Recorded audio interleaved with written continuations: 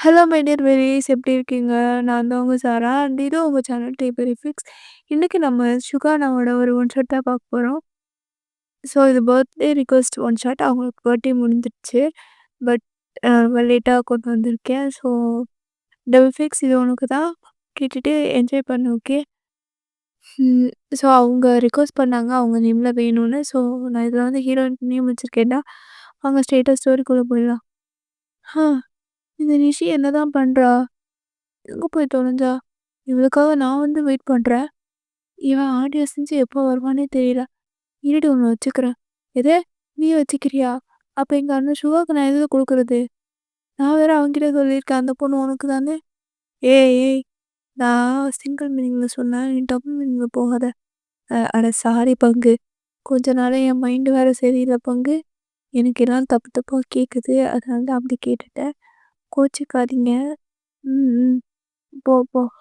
பாவம் ஆதரா இருக்கேன்ட்டு விட்டு வச்சிருக்கேன். ஆத்தி நல்ல வேலை எஸ்கேப் ஆயிட்டோம். ம் அப்படியே கடையை சுற்றிட்டு நம்ம கிளம்புவோம். ம் ஆ சாரிப்பா, கொஞ்சம் லேட் ஆயிடுச்சு. வாடி வா. என்ன என்ன தானே திட்டிகிட்டு இருந்திருப்பா. சேச்சா, உன்னை யாருப்பா திட்ட போறா? எனக்கு தெரியும்டி உன் மைண்ட் வாய்ஸு. இவ்வளோ நேரம் என்னை திட்டிட்டு தானே இருந்தா. ஆ, ஐயோ கரெக்டாக கேட்குறாளே. ம் அப்புறம் நம்ம சிஓ சார் வந்தாரா? ஆ அந்த சிடுமூஞ்சி தானே. வந்தான். ஏய், என்னடி அவரை பார்த்து வந்தான்ற? அப்படிலாம் பேசக்கூடாது பார்த்துக்கோ. அப்புறம் நான் டென்ஷன் ஆயிடுவேன். ம் ஏன் ஏன் அவரை சொன்ன உனக்கே கோவம் வருது? ஆ அதெல்லாம் அப்படித்தான். ஏய் சரியில்லையே. எனக்கு தெரிஞ்ச இந்த ஆஃபீஸில் அவரை எல்லாரும் அப்படிதான் திட்டுவாங்க. நீ மட்டும் ஏன் அவருக்கு அப்போ வக்காலத்து வாங்கிட்டே வர? என்ன நடக்குது? உனக்கும் சிஓக்கும் ஏதாவது ட்ராக் ஓடுதோ? அப்படிலாம் சொல்ல முடியாது. ஒரு யூகமா சொல்லலாம். ஆ நீ நெளியிறது சரியில்லையே. ஏய் உண்மையை சொல்லு. என்னாச்சு? அது வந்து ம் சொல்லு. அது வந்து சொல்லு. அது வந்து ஆ நான் நீ அ சுகர் சார சுகர் சார லவ் பண்ற மச்சான். ஆ எது? அவரையா? ஏன்டி அத அப்படி கேட்குற? அவரு நல்லா தானே இருக்காரு. அவருக்கு என்ன குறைச்சலா? இல்லடி, அவரு இதுவரைக்கும் சிரிச்சு கூட நம்ம பார்த்ததில்ல. எப்போ பார்த்தாலும் வரப்பா இருப்பாரு. ஹ, வாய் திறந்து ஒரு வார்த்தை கூட பேச மாட்டாரு. அவரை போய் ஏன்டி இப்படி லவ் பண்ணி தொலைச்ச? அதுதான் மச்சான் எனக்கும் புரியல. எனக்கு என்னவோ அப்படி அவர் அமைதியா இருக்கிறது தான் பிடிச்சிருக்குன்னு நினைக்கிறேன். எனக்கு அவரை தான் பிடிச்சிருக்கு தெரியுமா? ம், உனக்கு சுத்தமா டேஸ்டே இருந்துச்சு. ஏய் இப்படிலாம் பண்ணாதப்பா. நீ என் பெஸ்ட் ஃப்ரெண்டுல. நீ ஹெல்ப் பண்ணாம எனக்கு யார் ஹெல்ப் பண்ணுவாங்க? ம் ஆமா, நாங்கள் இருக்க தானே இருக்கோம். ஆதாம் ஏவாள் காலத்துலேருந்து நீங்கள் ஃப்ரெண்ட்ஸை வச்சிருக்கிறதே உங்களுக்கு மாமா வேலை பார்க்குறதுக்கு தானே. ஏன் மச்சான் அப்படி மாமா வேலைன்னு கேவலமும் சொல்கிற? ரெண்டு மனசை சேர்த்து வைக்கிறதுன்னு நல்லா தான் சொல்ல. ம் சொல்கிறாங்க. Good morning sir. Good morning. ம் இதுக்கு நீ சொல்லாமலே போயிருக்கலாம். ஏன் நிஷி சார் வராரா? ஆஹா, என்னது ஒயிட் ஷர்ட்ல வராரு? யோ, ஏன்யா இன்னும் இப்படி சாகடிக்கிற? உன்னை நார்மலாக பார்த்தாலே எனக்கு 4 நாளைக்கு தூக்கம் வராது. இதில் இந்த ஒயிட் ஷர்ட்ல வேற வந்து என்னை சாகடிக்கிறானே. இன்னைக்கு வேலை பார்த்த மாதிரி தான். நிஷி நிஷி என்னடி என்னடி இப்படி பார்த்துட்டு இருக்க? அவர் விட்டா கண்ணாலே சாப்பிட்ருவோம் போல. நான் எப்படி சாப்பிட்டா உனக்கு என்ன? இல்ல, நீ வழியிறது பச்சையா தெரியுது மச்சான். பரவாயில்ல. என்னது பரவாயில்லையா? ம் அடி போடி, உனக்கு பொறாம. நான் எங்க வரேன்? லவ் பண்ணி கல்யாணம் பண்ணிருவோணும்னு. அதனால தானே. ம், ம். ஆமா. இவைங்கள பார்த்து நாங்க பொறாம பட்டுட்டால் ஏச்சுப்ப. இப்போ அப்படியே பார்த்தா நம்ம சுகா தான். டேய்! என்னடா பண்ணி வச்சிருக்கீங்க? நான் தான் சொன்னேன்ல, கரெக்ட் டைமுக்கு மீட்டிங் நடக்கணும்னு. டைம் 8:30 ஆயிடுச்சு. ஒருத்தனும் இன்னும் வரலையா? சார் 9:30க்கு தானே சார் மீட்டிங். 9:30க்கு மீட்டிங்னா 9:30க்கு தான் வரணுமா? கொஞ்சம் சீக்கிரமா வந்து எல்லாம் ரெடி பண்ண மாட்டீங்களா? கிளையண்ட் வந்து கேட்டா என்னடா சொல்றது? சார் ஆக்சுவலி என்ன கிளையண்ட்டே வரல என்னது? கிளையண்ட் வரலையா? ஆமா சார். அவங்க இந்த மீட்டிங் வேணான்னு சொல்லிட்டாங்க. வேணான்னு சொல்லிட்டானா? ஏன்டா சொன்னான்? அது தெரியல சார். திடீர்னு இந்த ப்ராஜெக்ட் வேணான்னு சொல்லிட்டாரு. காட்! ஆமாடா. உங்கள மாதிரி ஆளுங்கள வேலைக்கு வச்சேன்ல, உன்ன பத்தி செருப்புல அடிக்கணும். ஹ! உங்கள நம்பி வேலைக்கு வச்சா, வந்த ப்ராஜெக்ட்டையும் கெடுத்து விட்டுட்டீங்களா? Sorry sir. வெளிய போ. சார், நான் கொஞ்சம் தனியா இருக்கணும். வெளிய போன்னேன். Okay sir. ஏய்! இவன் என்னடி பேய் அரைஞ்ச மாதிரி இப்படி வரான்? எனக்கு என்ன தெரியும்? கூப்பிட்டு கேளு. ஆ, ஜான் என்னாச்சு? ஏன்டா இப்படி இருக்க? அது ஒண்ணும் இல்ல. ஏய்! மூஞ்ச பார்த்தாலே தெரியுதுடா நீ வாங்கியிருப்பேன்னு. என்னாச்சு? இன்னைக்கு போல இன்னைக்கும் பூசையா? ம், ம். என்னடா ஆச்சு? இல்ல, புதுசா அந்த ப்ராஜெக்ட்ட கிளையண்ட் திடீர்னு வேணான்னு சொல்லிட்டாங்கல்ல. ஆமா. அதுக்கு நீ என்னடா பண்ணுவ? ஆ, அது உனக்கு தெரியுது. அந்த தூங்க மூஞ்சி சுகா என்னலாம் திட்டுறான். டேய் டேய், அதுக்காக அவர பேர் சொல்லிலாம் சொல்லாதடா. ஆமாடா, பேரெல்லாம் சொல்லாத. அப்புறம் மிஸ்ஸஸ் இவனுக்கு ரொம்பவே கோவமா வந்துரும்.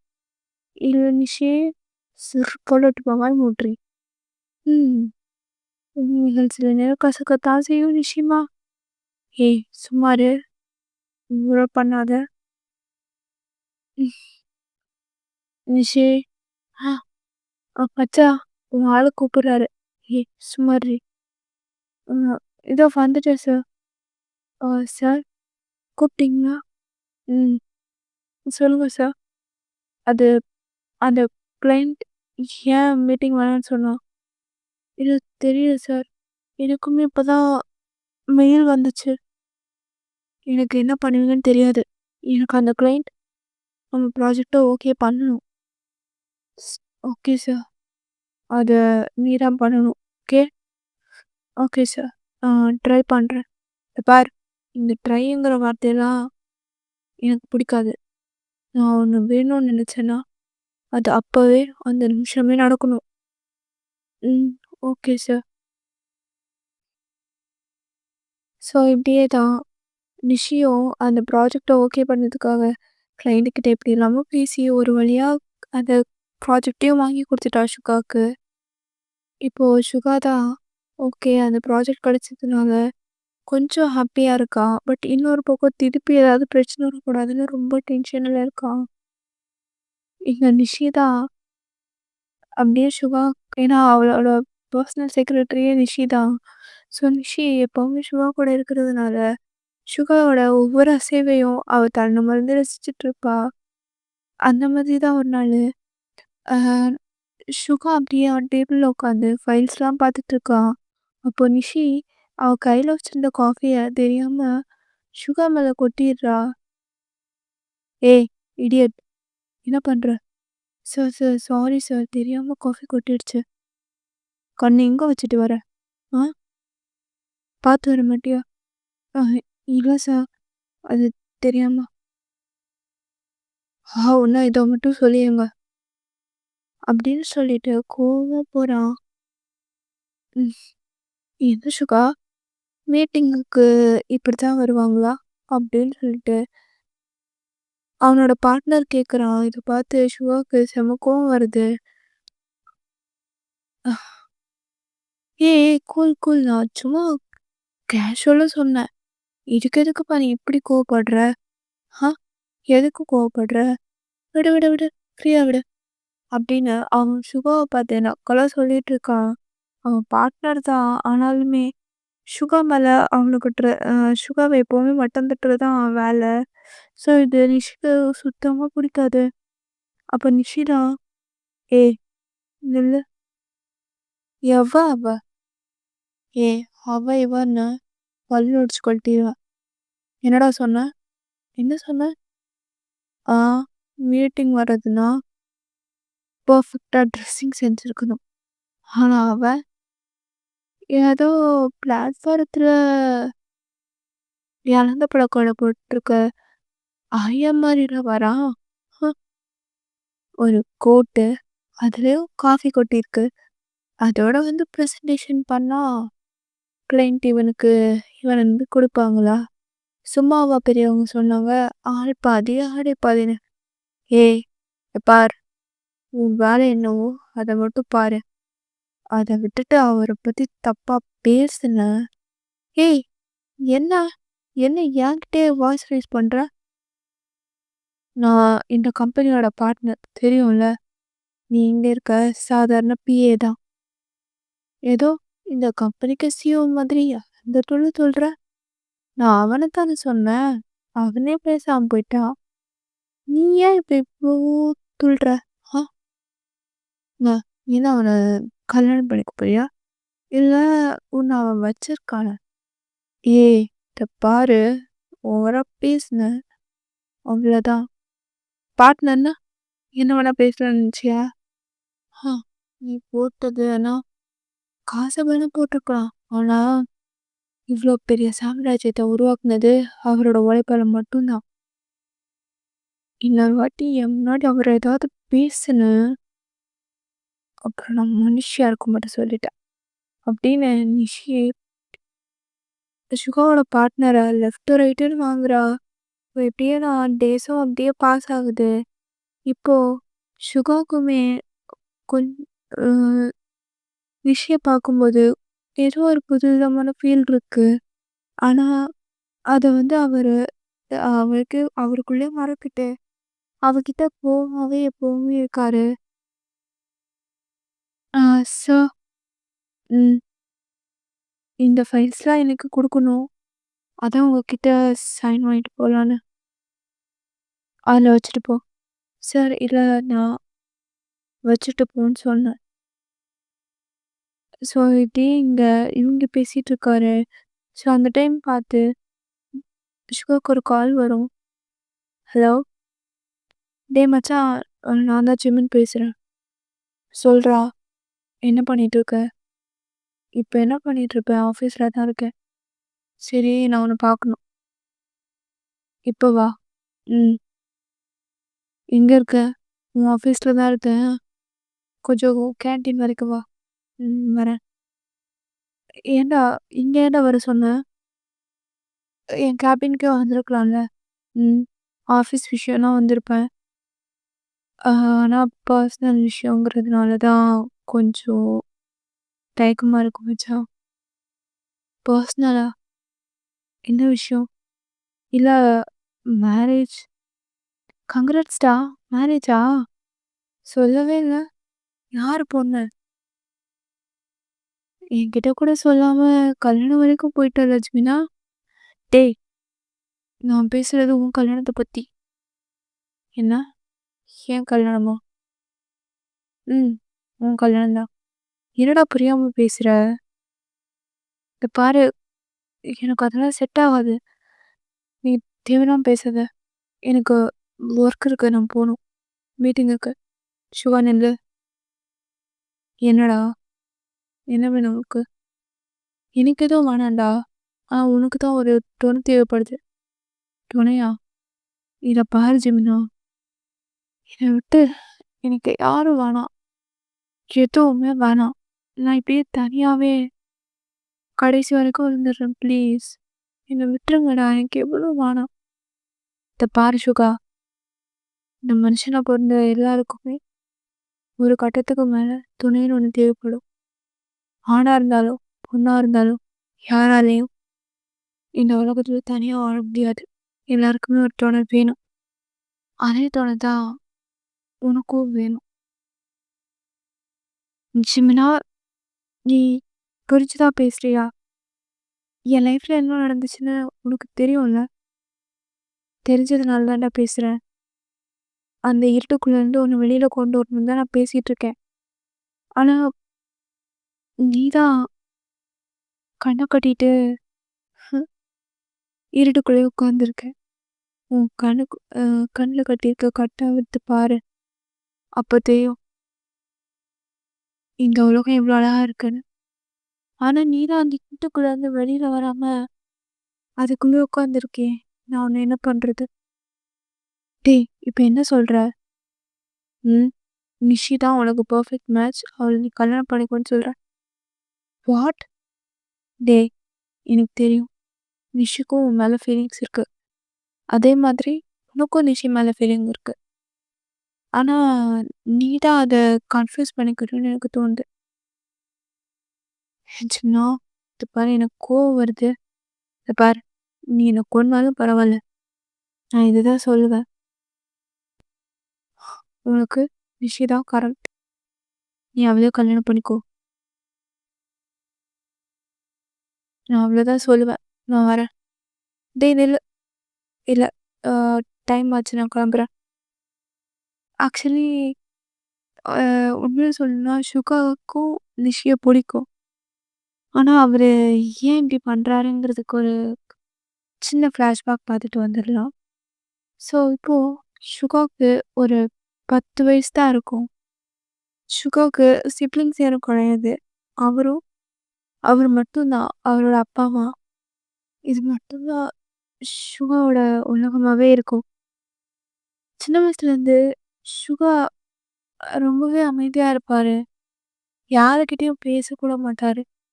அமைதியா ஒரு இடத்துல போய் உட்கார்ந்துருப்பாரு. ஆனா அவருக்கு ஸ்டடீஸ்லலாம் ஃபர்ஸ்ட்டு தான். ஆனா அவரு எப்பவுமே அமைதியா யார்கிட்டயும் பேசாம இருக்கிறதுனால சுகாவோட அப்பாவுக்கு சுகாவ பிடிக்காது. எப்பவும் சோம்பேறியா இருக்க, எப்போ பாரு தூங்கிக்கிட்டே இருக்கன்னு சுகாவ எப்பவுமே மட்டம் தட்டிக்கிட்டு தான் இருப்பாரு. அப்படிதான் ஒரு நாள் என்ன நடந்துச்சுன்னா, "எங்கடி அவன்? அ யாருங்க? ஆ அதான் உன் அரும அ உன் அரும புத்திரன் எங்கன்னு கேட்டேன்." அது அது வந்து எங்கடி போயிட்டான்? இல்லங்க அவன் படிச்சிட்டுருக்கான். படிக்கிறானா? ஆ ஆமா. எங்க? நான் கூப்பிட்டேன்னு சொல்லி வர சொல்லு. எதுக்குங்க? ஏய்! என்கிட்ட கேள்வி கேட்காத. சொல்லிட்டேன். போய் கூப்பிட்டு போ.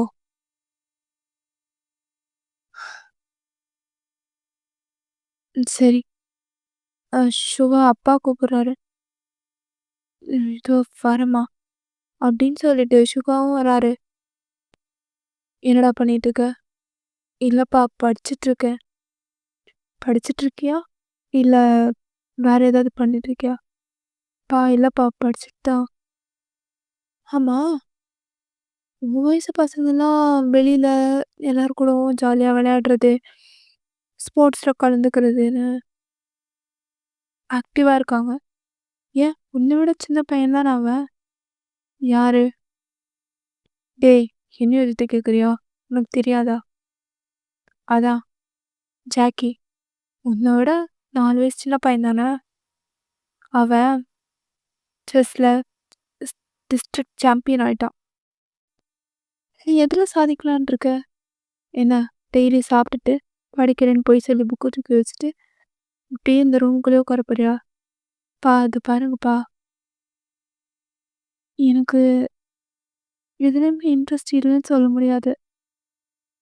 நான் இப்பதான் எனக்கு எதுல இன்ட்ரெஸ்ட் இருக்குன்னு நான் இன்னும் தெரிஞ்சுக்கல. அவ்வளோதான். எனக்கு மியூசிக்ல இன்ட்ரெஸ்ட் இருக்குப்பா. அதான் மியூசிக். என்னது?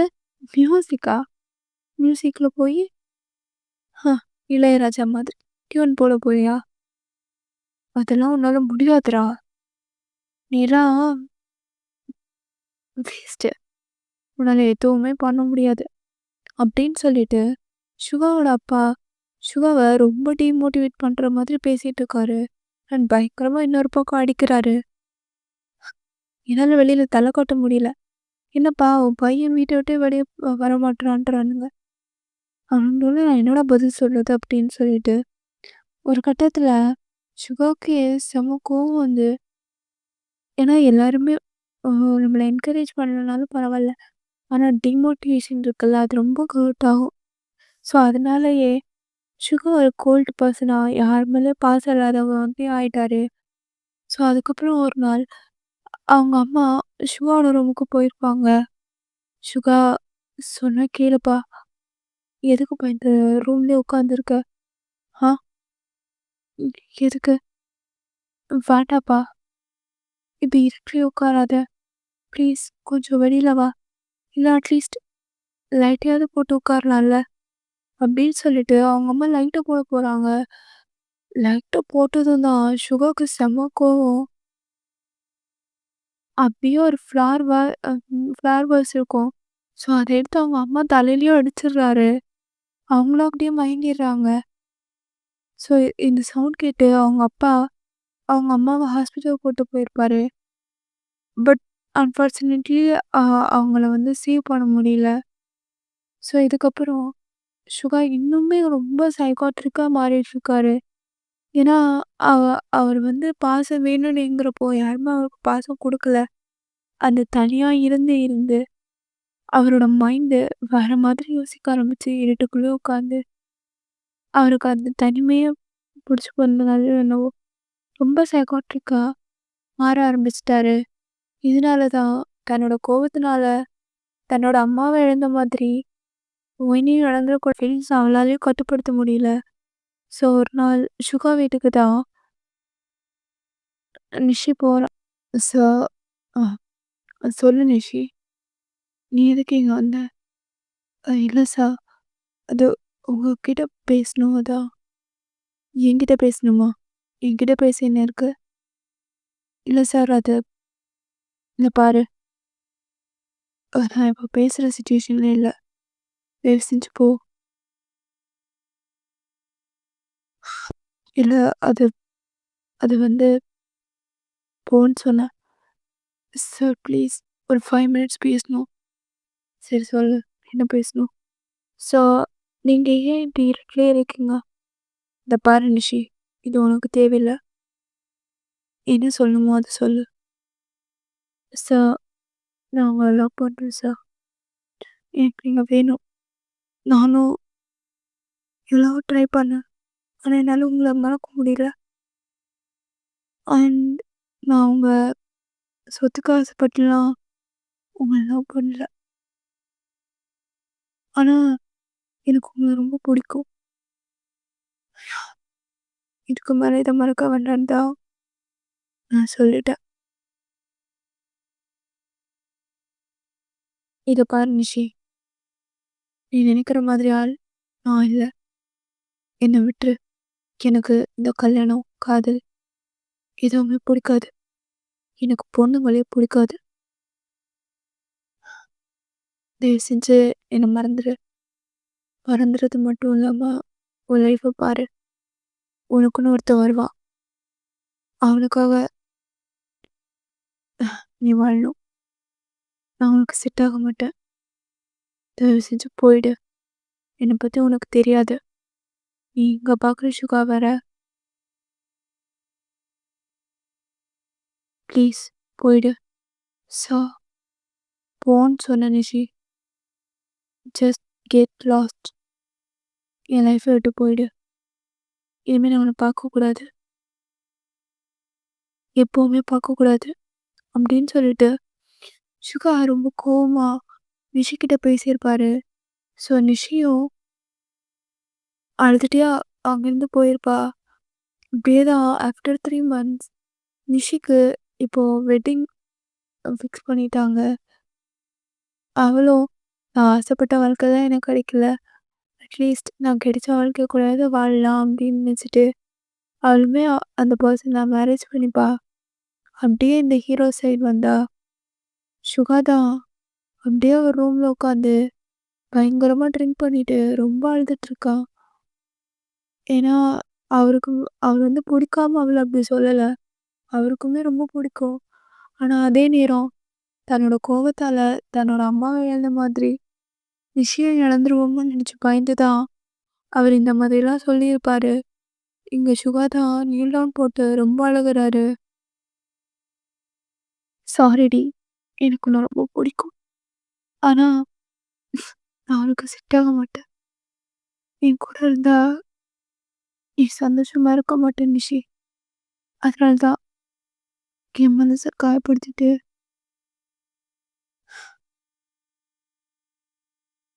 கல்லா மாத்திக்கிட்டேன். எங்க ஒரே ஆஃபீஸ்ல இருந்தா என்னையும் மீறி என் காதுல நான் உன்கிட்ட சொல்லிருவேணும்னு எனக்கு பயமா இருந்துச்சு. அதனால தான் நான் உன்ன வெளிய போ சொன்னேனே தவிர, உன்ன பிடிக்காமலாம் இல்ல. எனக்கு உன்ன ரொம்ப பிடிக்கும். ஆனா, எனக்கு அத சொல்ல முடியல. வேணும்னு தோணுது. ஆனா எனக்கு இது வேண்டாம். நான் இப்படியே எடுத்துக்கிறேன். ஆனா, நீ எப்படி இருந்தாலும் நல்லா இருக்கணும். அது மட்டும் தான் எனக்கு வேணும். அப்படின்னு ரொம்ப நீளும் சுட்டு அழுகுறாரு. ஓகேடா, நான் இத இதோட கம்ப்ளீட் பண்ணிக்கிறேன். நிஷி இத கேட்டுட்டு எப்படி இருக்குன்னு சொல்லு. நான் சடனா கிரியேட் பண்ணேன். ஸோ, உனக்கு பிடிக்கும்னு நெனைக்கிறேன். ஓகேடா, நெக்ஸ்ட் ஒன் ஷாட்ல பார்க்கலாம். பாய்.